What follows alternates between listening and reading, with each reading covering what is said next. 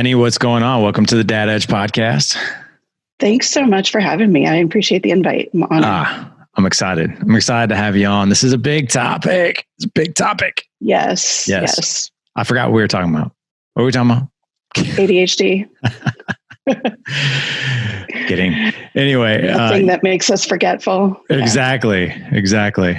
So, hey, let's start here. Where did you talk about your own childhood for a few minutes? What was it like growing up for you? What were your parents like? Siblings? Household? I grew up really traditionally. So I have one younger sister.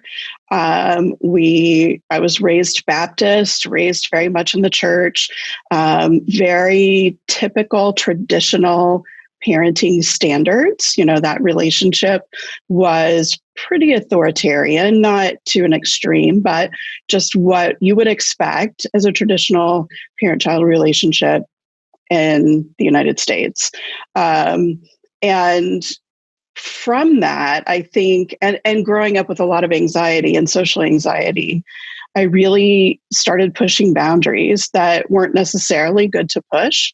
But I was, trying to see what else was out there. As soon as I went to college, I was really exploring other things outside of this kind of pretty tight bubble that I was raised in, which led to a lot of sort of self-discovery in positive and negative ways, but very much shaped the parent that I am now. I having a child with neurological differences, I have to be open to parenting differently. The traditional norms just don't work for my kid. And, it was an interesting journey to switch from, if you're smart, you make A's in school, to if you're smart, you don't necessarily make good grades in school because you may not be able to show it in the ways that are expected of you. So all of those norms that were kind of ingrained in me growing up in my own family, I've really had to challenge and throw out a lot of it and say, there is a different way, and a different way can be good too. So very interesting journey really to get there.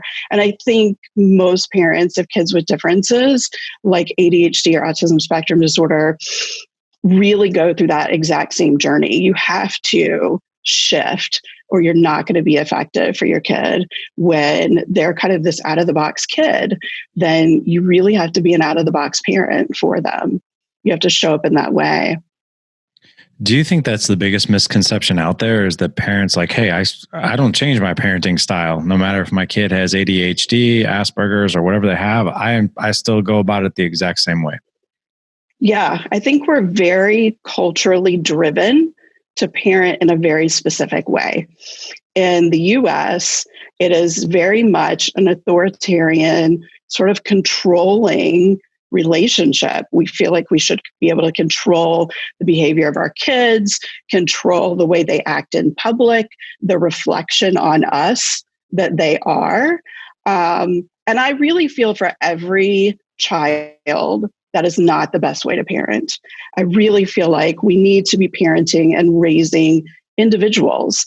Every kid, neurological differences or neurotypical, they're all individuals, and we should be celebrating that. We should be helping them find their way and go about their journey to figuring out who they are and who they want to be as an adult by really honoring where they are, what they're interested in, rather than just sort of creating these mini-me's. That's kind of what that traditional parenting approach is we want them to be a complete reflection of us. And that's not necessarily the best way to do it. I would argue it's not the best way to do it for any kid, really. So how do we strike the balance of raising these kids as individuals and obviously not making mini-me's out of them? How do we even discover, let's just take an 9-year-old kid. How do we look at that 8 or 9-year-old kid and say, okay, that kid's an individual. This is the person that they are, and strike that balance between I do need to guide them to make good decisions and decent behavior, right, and be and to just be a good person. And depending on what behavior you're seeing, it's like, wow, that's not necessarily in line with what I would say is being a well-behaved individual. So how do we strike that balance? Right. And I think first we have to look at behavior completely differently. Behavior looks like one thing on the surface. It might look like disrespect, opposition, but really it's a symptom of something else. The child is not able to do well in the situation or environment that they're in. There's some hurdle, some sort of block to them having that good behavior, which I hate the good and bad behavior terms, but we have these expectations of good behavior, and not every kid can meet those expectations in every environment or every day. We all have good and bad days, right? We all have positive and negative in our lives. And for our kids, they really need us to be open enough to honor who they are and where they are, but to also guide them to being appropriate. I'd rather say, we're trying to guide appropriate, fulfilled, happy adults. We're trying to get them to that point. And if we don't allow them to be who they are, then we're not really supporting them in the best way to figure out even who they are, to discover that.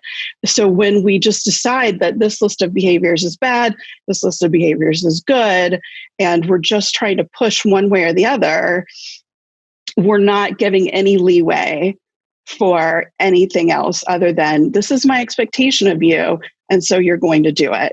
Well, if my kid has sensory issues, let's say, and we're in a loud situation, he's going to be dysregulated. He is going to have a hard time meeting those expectations that I have for him that would reflect very well on me and make me look like this great parent.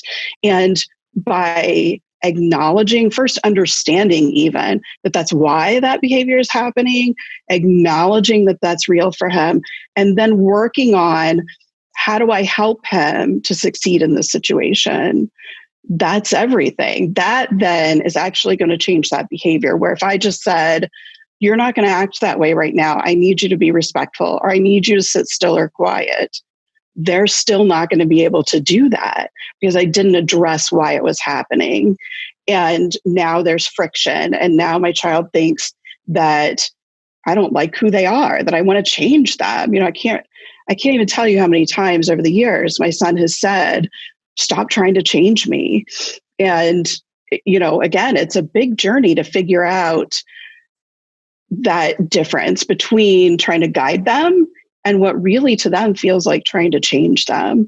And trying to change them, of course, is one, not effective because we can't change who they are, but also it just really builds this wall between us and our kids in that relationship.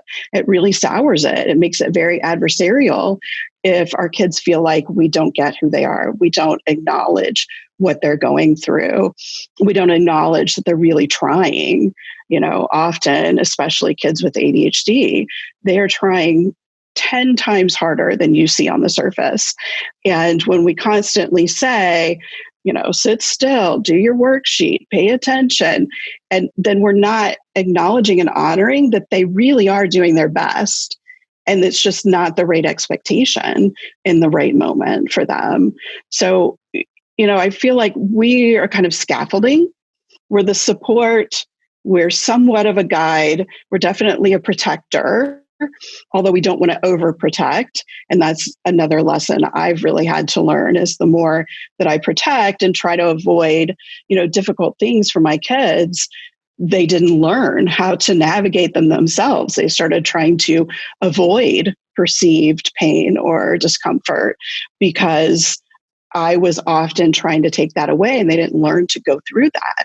They didn't learn that they could get through something that was uncomfortable and still be okay on the other side of it.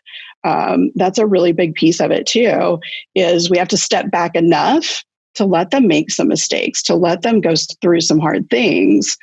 But we also have to give enough guidance and kind of boundaries.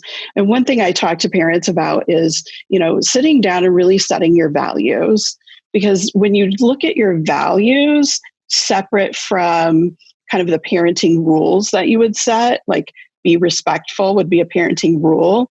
But if a value is treating everyone with kindness, then we're giving our kids more definition of what we really expect, but we're also giving that boundary. I'll let you have some leeway, figure things out, discover yourself, but this is kind of a non-negotiable. This piece is important to us. These are our family values. And, striking that balance is hard, and we all make mistakes doing it. I certainly lose my cool at times, but in doing this work over the years on myself as a parent, I've come to be a much calmer, more compassionate parent who really sees that my kid isn't giving me a hard time. He's having a hard time. He's struggling with something. And it may feel very personal, but it's not really personal against me. There's so much there that I would love to just dissect. The one thing I think we can all agree that we as human beings, we learn through story and we learn through example. So can you give us either a personal example of either something that you've gone through with your son, or an example of maybe a client that you've worked with where you've painted a picture in the beginning there of maybe you're in a scenario and you see behavior unfolding that is it's not acceptable, but it's not to take it personally. They could be overwhelmed. Something could be going on, but understanding the why. And I think that that's so hard for parents. Like if you take your typical parent in a grocery store, your kid's flipping out, or if you're in church, or if you're somewhere, a movie theater, whatever, and you just want the behavior to stop. And right now it's like a 5-alarm fire. You want the behavior to stop. Yep. So share with us a story, an example where we can uncover what that why is, and even in the moment, and maybe even a strategy for us to like keep our cool, right? Yeah, totally. And help that kid find his way. So the grocery store example is a good one from my own life, because when my son was little, every grocery store trip was a meltdown. Every single one. There were things he wanted all of it, he couldn't have it. And so what started as not really accepting hearing no would turn into full-on meltdowns.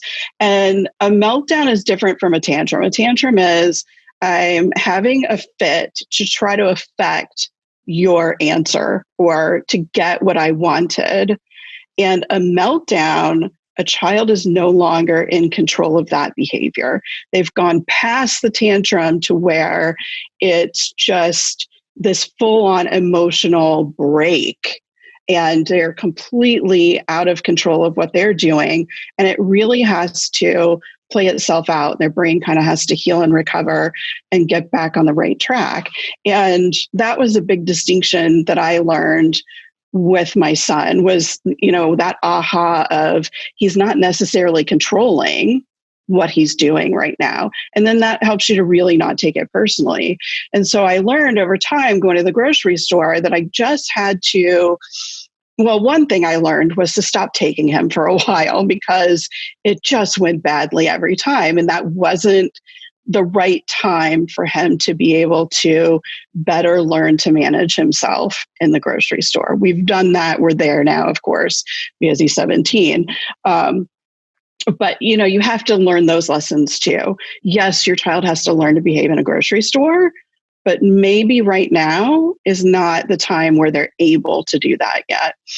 So when we got back to going, and he would be begging, he would be, sometimes he would scream, "You don't love me, I hate you." People are coming around the corner of the aisle and staring. And for me, with social anxiety, that was so hard to deal with, because I'm always on alert for what people are thinking of me and the judgment. And so that was just a double whammy. But I had to really remind myself that he was having a hard time.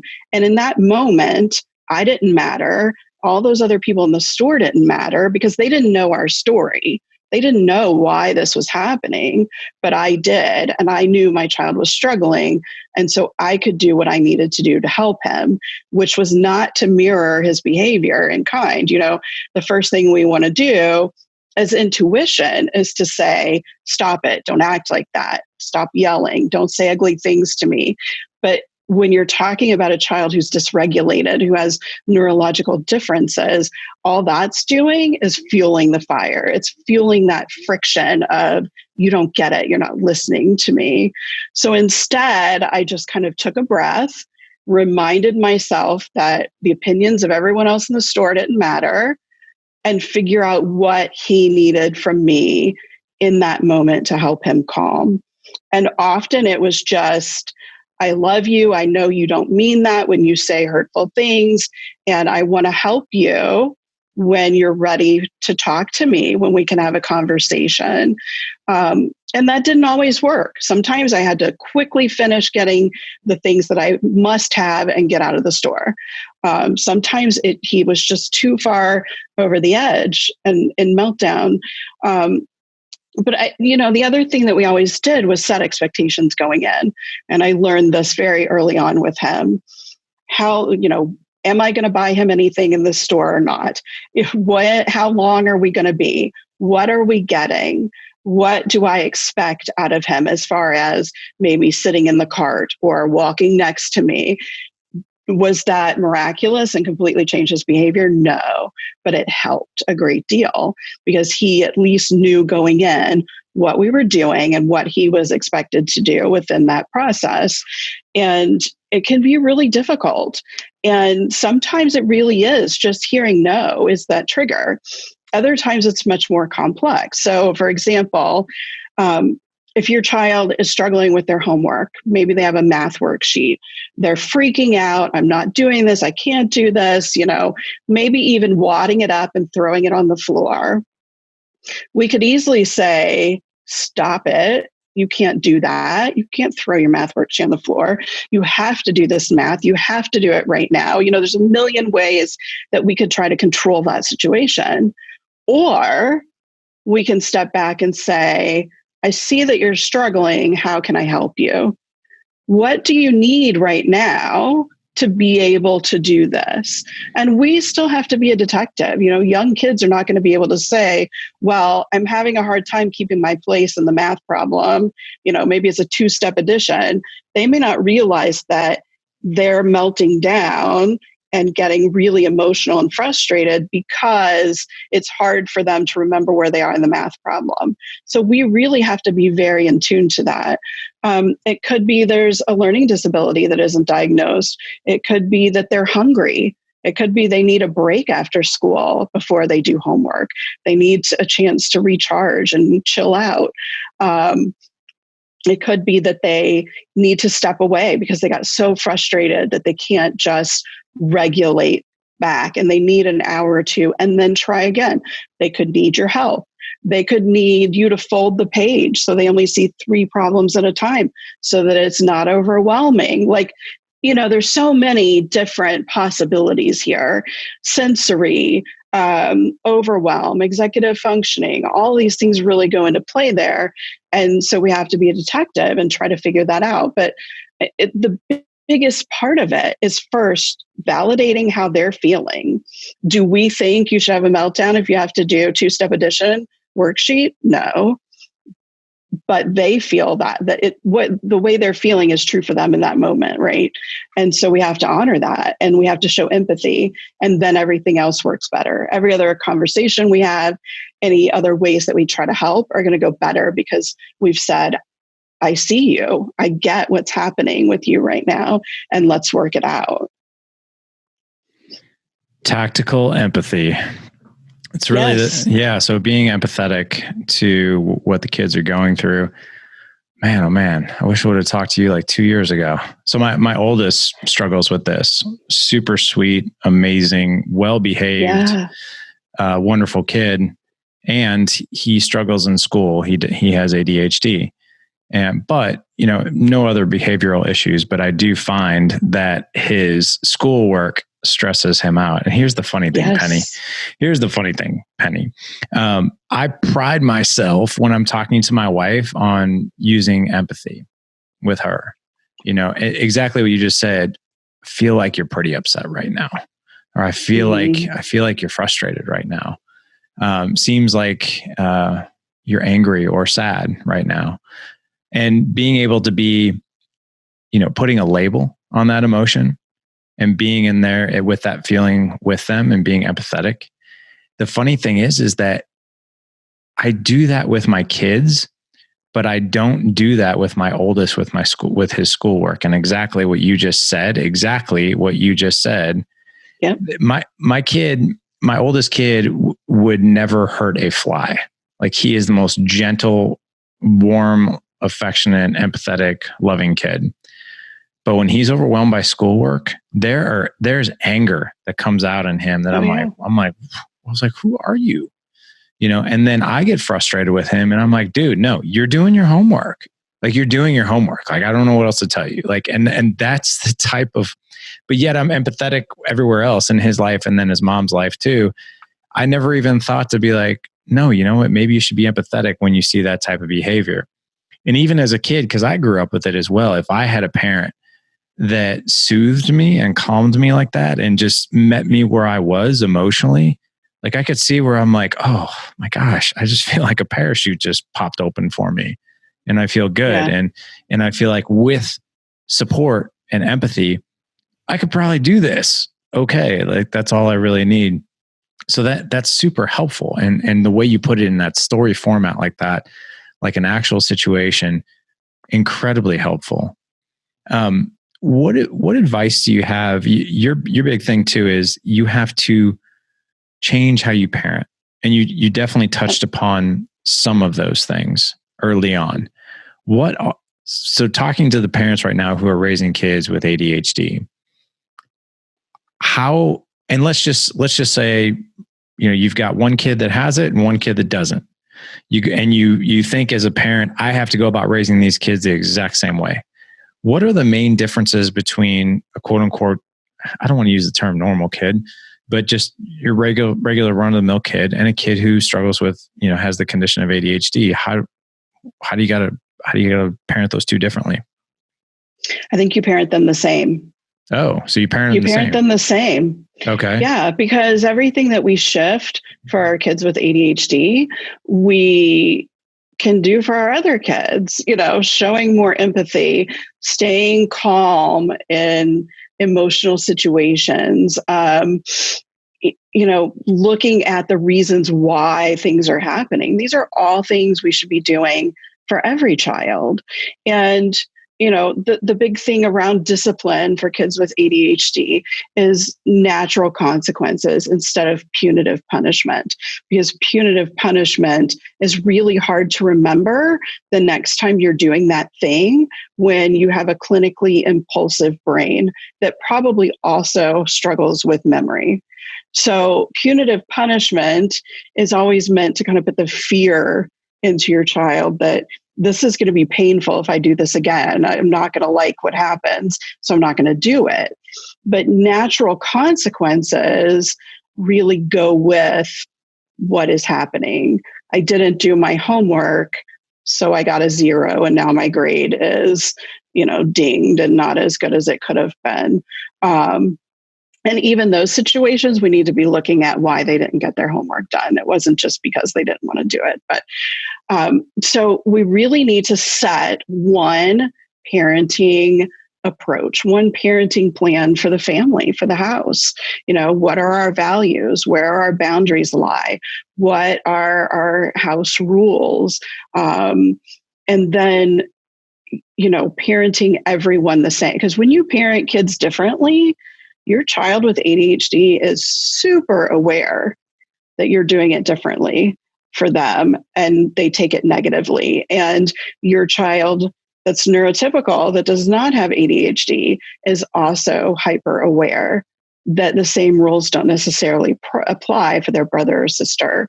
And that starts to create a lot of animosity in all of those relationships in the family. And so you really need to sit down and just say, okay, our core values are, of course, our values for our entire family. And that's where we need to play from. That's where we start as the foundation. And then we're just going to be more empathetic, validating parents to all of our children.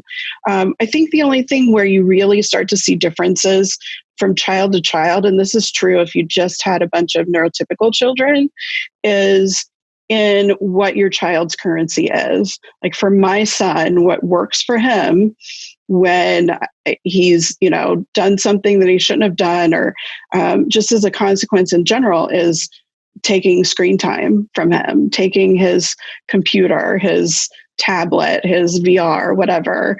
When he crosses those boundaries, that is what works for him. And that could be different for each child. And so really setting that, I think, is the way that you differentiate, because again, then you're honoring who each child is and you're seeing what's important to them and using that as to make them more, I don't want to say conforming, because we don't want conforming kids, but, to follow the rules, to think about the rules. Oh, if I do this, I'm not going to get on with my friends later and game with them. And I super don't want that, because that gaming thing is so important to me. So that's really the way that you can differentiate kid to kid. But I would have kind of this overarching parenting plan that is the same for every child in your household. Absolutely. Because I think that sends the message then that, we're not separating you. We're not doing things differently because you're different. Everybody, deserves the same sort of treatment, parenting approach. Can you give us an example of, you keep mentioning core values as a family. Can you give us an example of your family core values and how you guys operate? Yeah, the biggest one is just to be kind to others and to recognize that you don't necessarily know the story of other people. You don't know where they're coming from with certain things that they say, the way they behave, maybe the way they interact with you. Bullying is never okay. But through this work and through raising this child, I have come to realize that there's a reason for the bullying. It's not just to make somebody else feel bad. It's often a coping mechanism for themselves to take that fear of being called out. If they call out someone else, then people are not going to call them out, right? They're not going to bring them to the forefront and challenge them.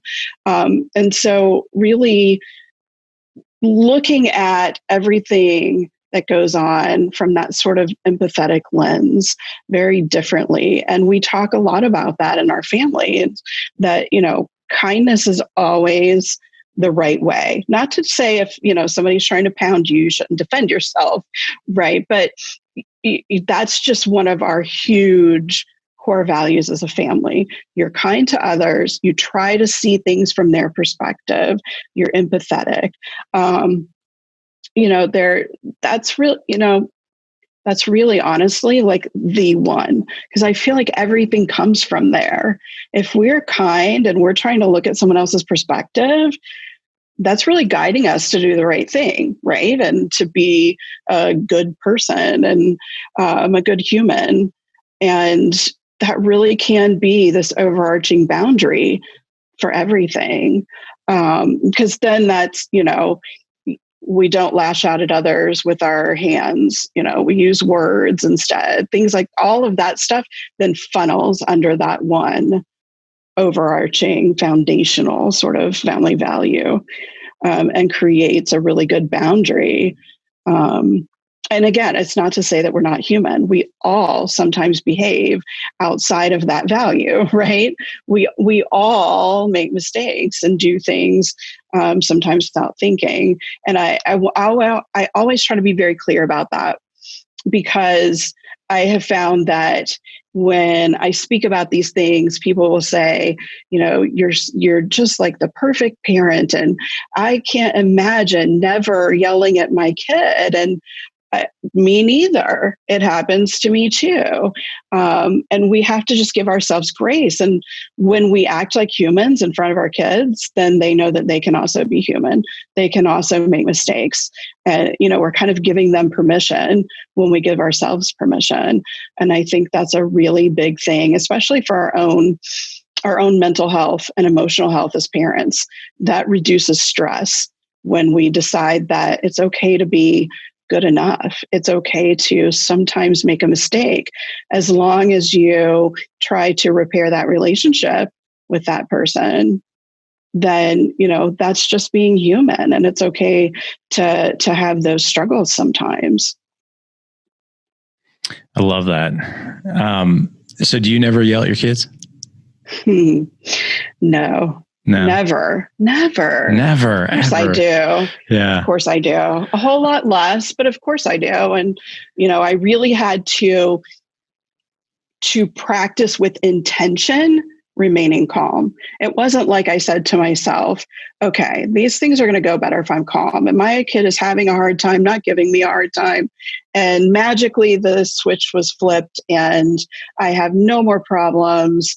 And I'm always calm.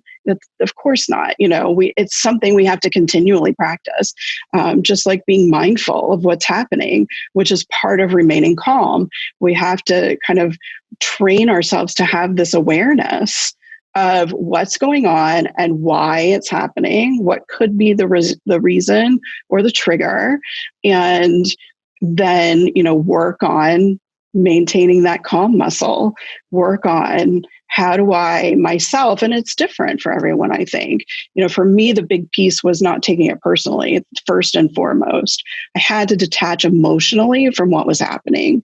Then I could be more rational. Then I could think about why it's happening and that it's a struggle for my child and not just this overwhelming explosion of disrespect. And that's really important in being able to stay calm. But we all yell sometimes. We all make poor decisions for our kids, but we're doing it with the best of intention.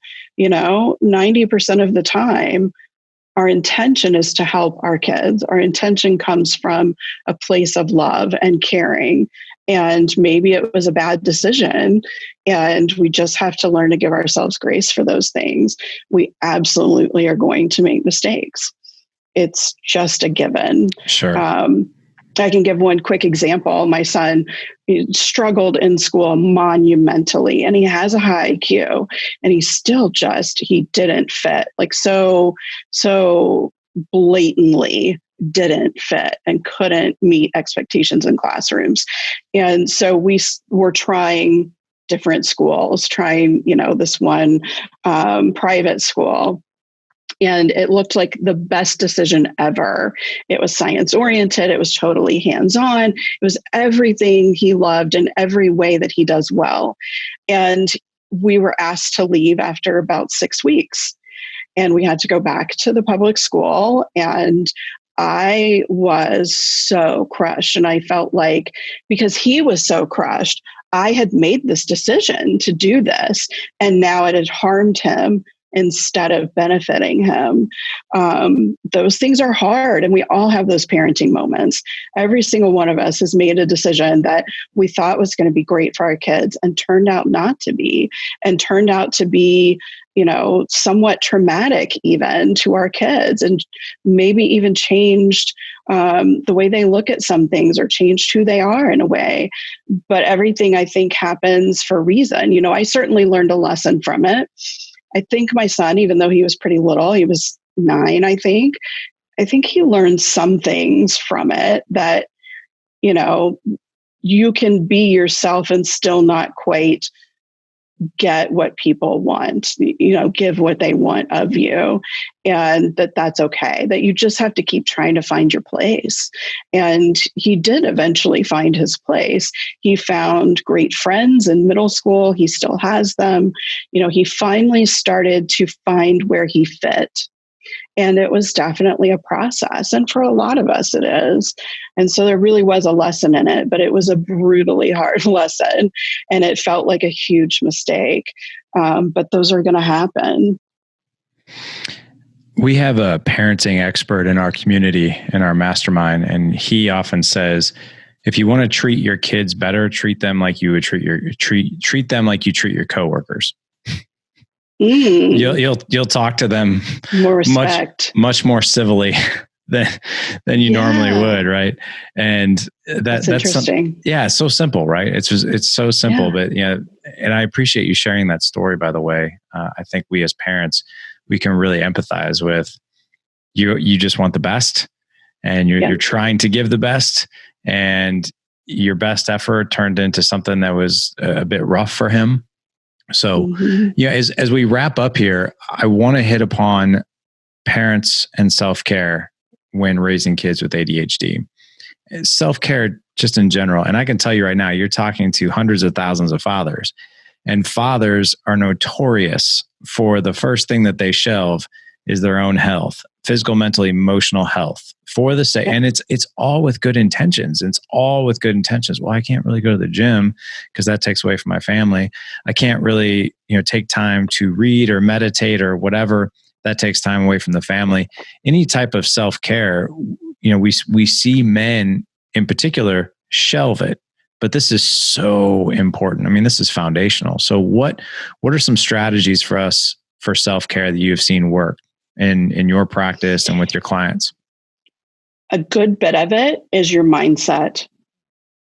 You just really have to really take into account that you matter too. When we have kids, fathers and mothers, we feel like we must give 110% of ourselves in order to be a good parent. But we can only do good for others when we feel good ourselves. I can do the best for my children when I'm in a good emotional, mental, physical state myself. And learning that and really seeing that, because we just automatically discount it. We automatically discount that we should spend any time on ourselves as a parent. It all has to go to our kids. And in doing that, we're actually giving less to our kids. And I think that's the big aha that then helps you to say, maybe I should do some things for myself.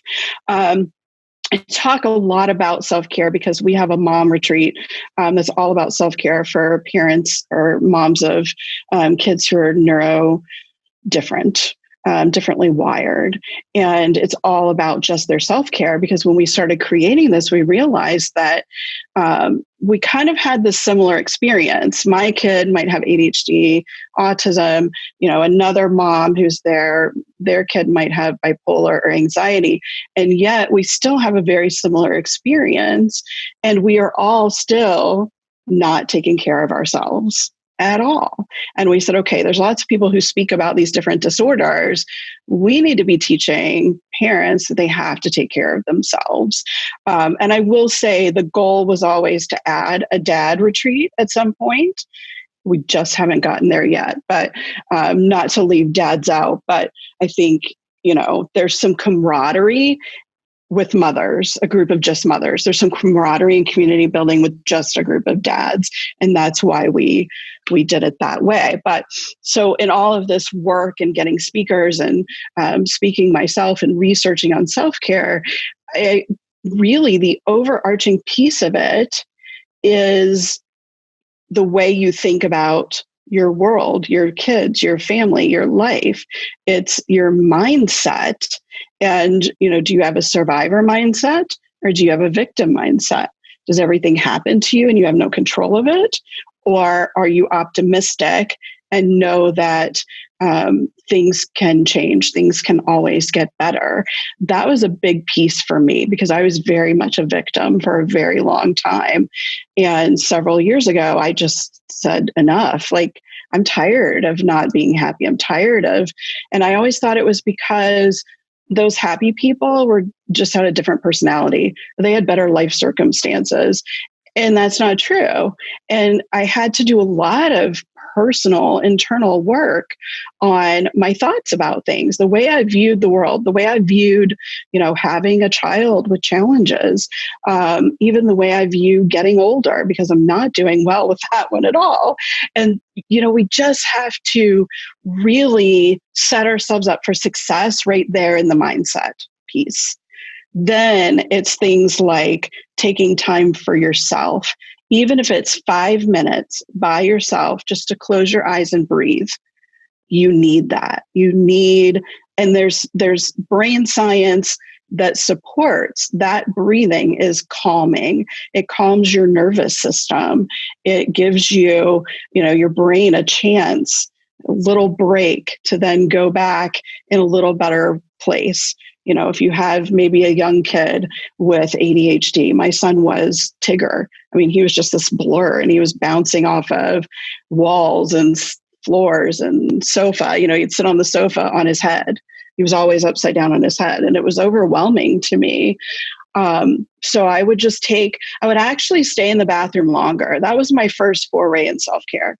I would say, okay, mom's going to go to the bathroom. And then I would just sit like on the side of the tub and close my eyes and breathe for a minute, because out there it was so overwhelming and I just needed a chance to calm. And that really is very valuable, even physically. And trying to reduce your stress is also a big one. When we talk about self-care, we're not talking about going away for the weekend with your buddies. We're talking about really taking care of your body, mind, and spirit, and being okay with where you are in your life even. And so what I had to do, because I'm very type A, very anxious person, I want to take care of everything and I want to get it done right away. And it all matters, right? I have to give my best to everything.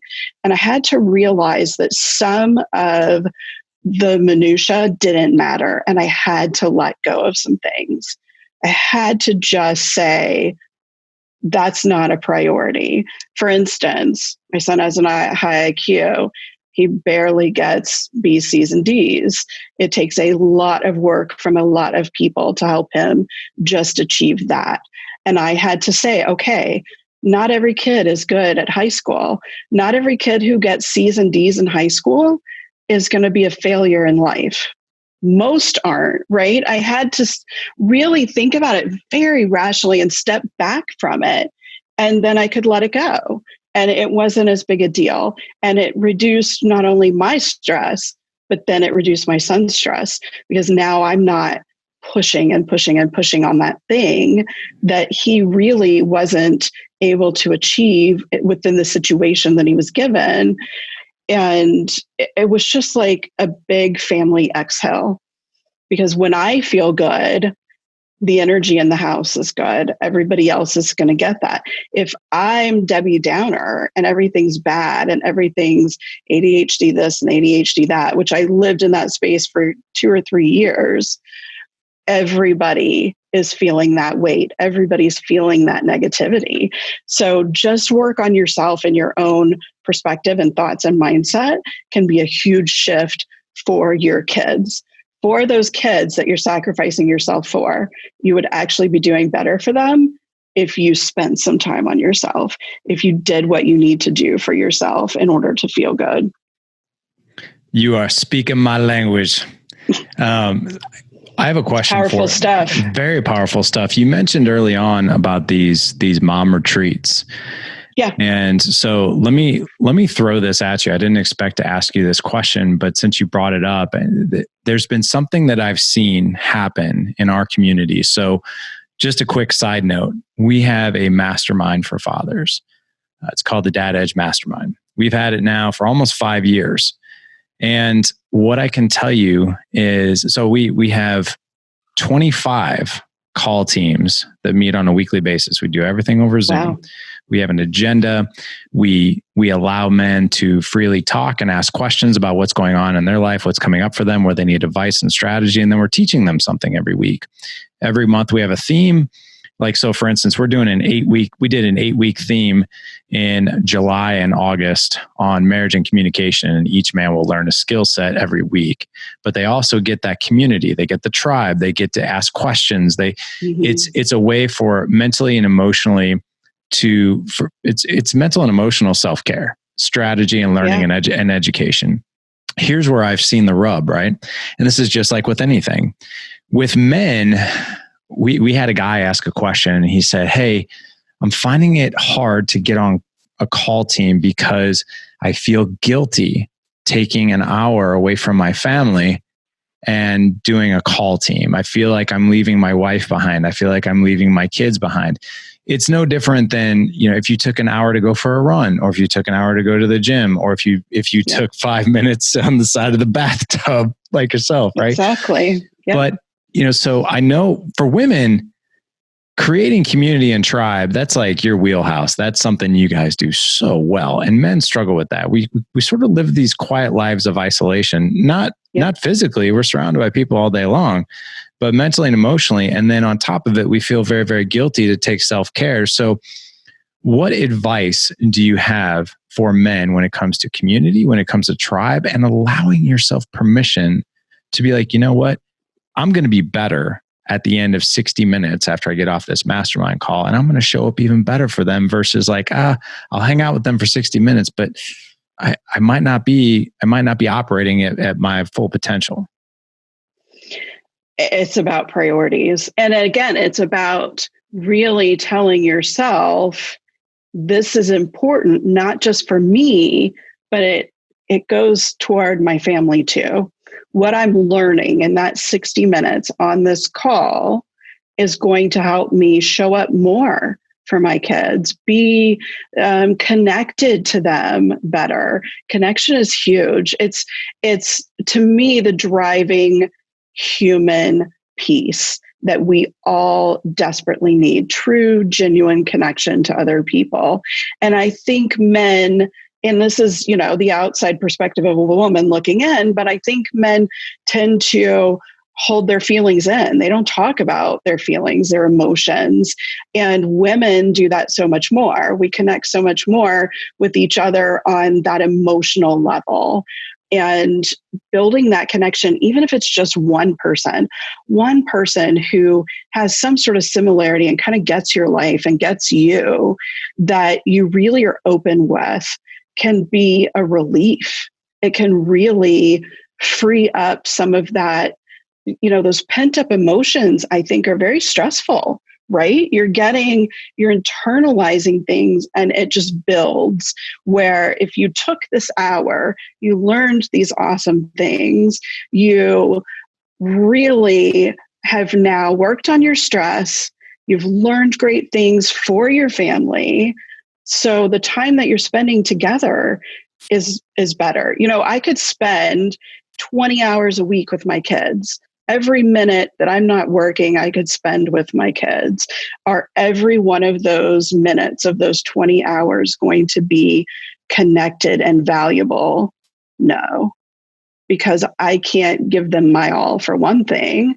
And I'm going to start checking out sometimes, because that's a lot of time to spend with one person in general.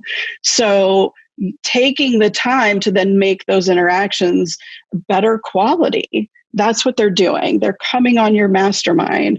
They are spending just one small hour a week to make those other hours with their family count so much more. It's really easy, especially now, to get distracted, to be on your phone when you're with your kids, to be thinking about what you have to do at work tomorrow, whatever it is. And so making sure that you're having connected interactions is really important. And a good deal of that is doing the self-care. It's learning, and not just learning, but being supported by others. There's so much value in knowing that you're not alone. For our community of parents of kids with ADHD or autism spectrum, knowing that we are not alone is huge.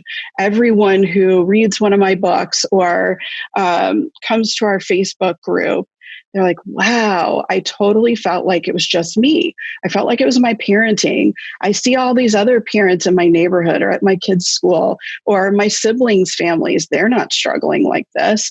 Everybody on Facebook has straight A kids and look how beautiful they are.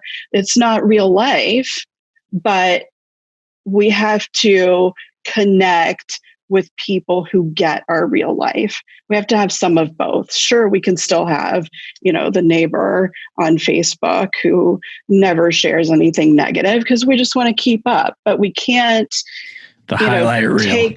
Yes, we can't take that to judge our own parenting. And we do. It's totally natural, but it's really harmful. And so just finding someone who gets whatever challenges you have as a parent, as a dad, even if it's not in parenting, even if it's something else, sometimes I'd already said I grew up with anxiety. I still have wicked social anxiety. And so whenever I connect with someone who has anxiety on that level, it's kind of freeing because people on the outside do not get it. They do not get how physiological anxiety is and how little control we have sometimes in the moment of it. And so you just need to find someone that in some way gets you more than other people in general do. It's really nurturing to kind of your soul and your spirit. And again, it's self-care. Knowing that you're not that different, that you're not necessarily doing a bad job, which we kind of tell ourselves when we're having a struggle or our kids are different from other kids.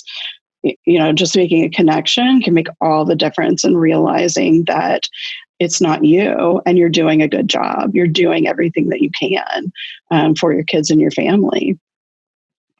Benny, I have so enjoyed this. Thanks for hitting that home too. Thank you. You're right. At the end of the day, one thing I've noticed doing the mastermind work for the past 5 years is that, yes, we teach a lot of things. Men come and they learn how to create a legendary marriage. They learn how to parent with purpose. They learn how to master or at least optimize their health, physical, mental, emotional, spiritual health.